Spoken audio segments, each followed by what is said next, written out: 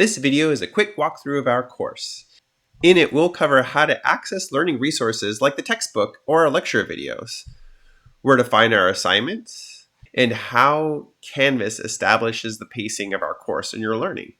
On that note, you should be aware we are a highly condensed summer course. That's 4 units into a total of 8 weeks, the last week being shortened to Thursday. You should expect to have a lot of reading assignments, lecture videos, and actual assignments to complete each week. And staying on top of it throughout the week is the key to success. On the left bar, we'll have our announcements, assignment links, discussion links. You can check out your grade and various other tools that you can click on. As you scroll down the page, you'll see this module calendar saying what topics we're covering during which weeks. The open dates of the weeks are listed here. And the student learning outcomes, those lessons that you need to take from this class and carry to your next class, are aligned with the topics of the weeks. The A, B, C's, and D's are referencing the A, B, C's, and D's in this line. You can get to specific weekdays by clicking on the module links on other dates.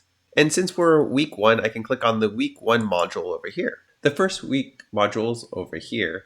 If I scroll up a little bit, you can see that we have an orientation module that explains how to navigate Canvas, resources on campus, how to contact me. But since our work is so condensed, the first week module already has lessons embedded inside of them.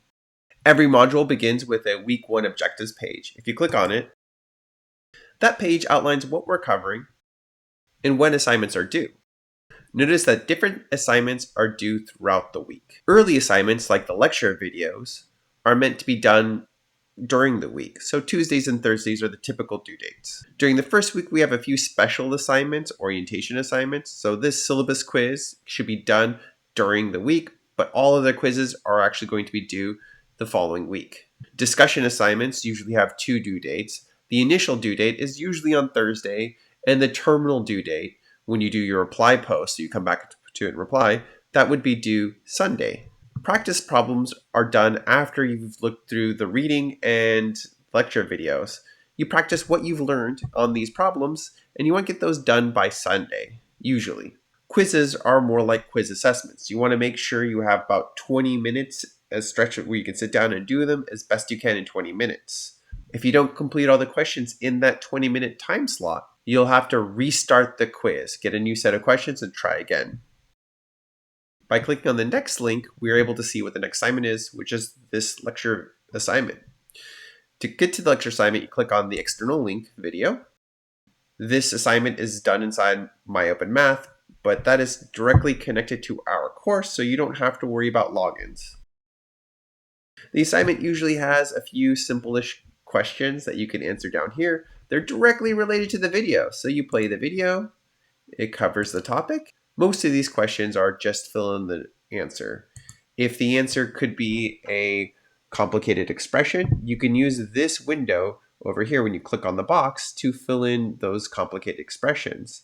If it's a calculated number, maybe the answer here is something like 2 to the square root of 3. Then you would go ahead and use these tools to enter the square root and the powers as you need them. You also can click on this button for some functions if useful, and trig functions over here. Sometimes the answer is just a number and you put in a number. Maybe use a calculator to calculate it. Sometimes your answer is select the best option. As a disclaimer, I didn't do any of these calculations. I don't think any of these answers are right. I just put in random numbers. Many times the videos have multiple video sections in them. You press the arrow on the top to get to the next video section.